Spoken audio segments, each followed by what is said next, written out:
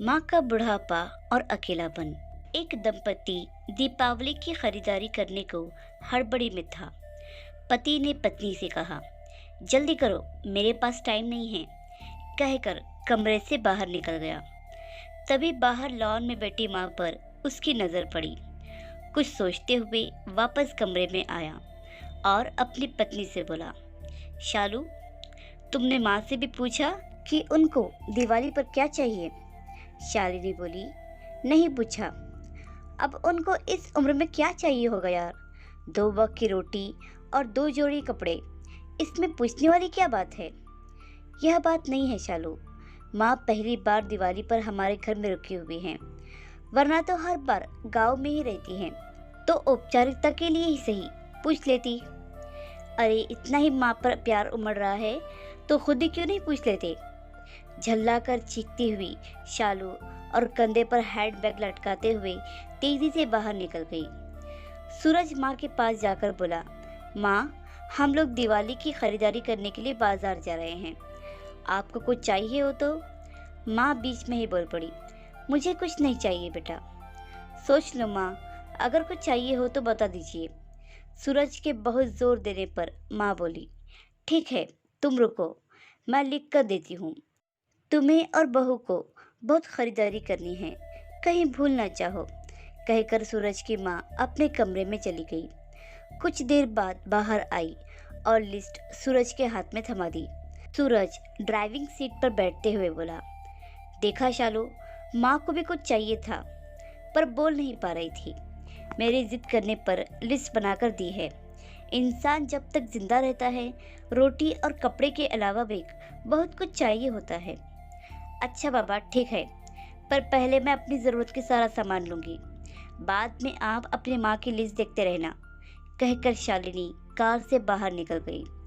पूरी खरीदारी करने के बाद शालिनी बोली, अब मैं बहुत थक गई हूँ, मैं कार में एसी चालू करके बैठती हूँ, आप अपनी माँ का सामान देख लो। अरे शालू, तुम भी रुको, फिर साथ ही चलते हैं, मुझे भी जल्दी है, देखता हूँ माँ ने इस दिवाली पर क्या मंगाया है, कहकर माँ की लिखी पर्ची जेब से निकालता है। बाप रे, इतनी लंबी लिस्ट! पता नहीं क्या क्या मंगाया होगा। जरूर अपने गांव वाले छोटे बेटे के परिवार के लिए बहुत सारे सामान मंगाए होंगे। और बनो श्रवण कुमार, कहते हुए शालिनी गुस्से से सूरज की ओर देखने लगी। पर ये क्या? सूरज की आंखों में आंसू और लिस्ट पकड़े हुए हाथ सूखे पत्ते की तरह हिल रहा था। पूरा शरीर कांप रहा था। शालिनी बहुत घबरा गई। क्या हुआ? ऐसा क्या मांग लिया है तुम्हारी माँ ने? कहकर सूरज के हाथ से पर्ची झपट ली। और हैरान थी शालिनी भी। इतनी बड़ी पर्ची में बस चंद शब्द ही लिखे थे। पर्ची में लिखा था, बेटा सूरज, मुझे दिवाली पर तो क्या, किसी भी अवसर पर कुछ नहीं चाहिए, फिर भी तुम जिद कर रहे हो तो तुम्हारे शहर की किसी दुकान में अगर मिल जाए तो फुर्सत के कुछ पल मेरे लिए लेते आना। ढलती हुई सांझ हूँ मैं अब। सूरज, मुझे गहराते अंधियारे से डर लगता है, बहुत डर लगता है, पल पल मेरी तरफ बढ़ रही मौत को देखकर। जानती हूँ टाला नहीं जा सकता, शाश्वत सत्य है, पर अकेलेपन से बहुत घबराहट होती है सूरज। तो जब तक तुम्हारे घर पर हूँ, कुछ पल बैठा कर मेरे पास, कुछ देर के लिए ही सही, बांट लिया कर मेरे बुढ़ापे का अकेलापन। बिना दीप जला ही रोशन हो जाएगी मेरे जीवन की सांझ। कितने साल हो गए हैं बेटा तुझे स्पर्श नहीं किया। एक बार फिर से आ मेरी गोद में सर रख और मैं ममता भरी हथेली से सहलाऊं तेरे सर को।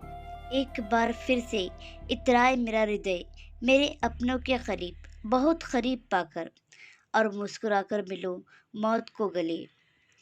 क्या पता अगली दिवाली तक रहूं ना रहूं।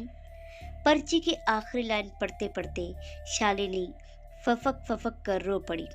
ऐसी ही होती है माँ दोस्तों, अपने घर के उन विशाल हृदय वाले लोगों जिनको आप बूढ़े और बुढ़िया की श्रेणी में रखते हैं, वे आपके जीवन के कल्पतरु हैं। उनका यथेचित आदर सम्मान, सेवा, शुश्रूषा और देखभाल करें। यकीन मानिए, आपके भी बूढ़े होने के दिन नज़दीक ही हैं। उसकी तैयारी आज से ही कर ले, इसमें कोई शक नहीं। आपके अच्छे बुरे कृत्य देर सवेर आपके ही पास लौट कर आने वाले हैं। आशा करती हूँ कि आपको कहानी पसंद आई होगी। कहानी पसंद आई हो तो लाइक, सब्सक्राइब और शेयर करना बिल्कुल भी ना भूलिए। धन्यवाद प्यारे दोस्तों।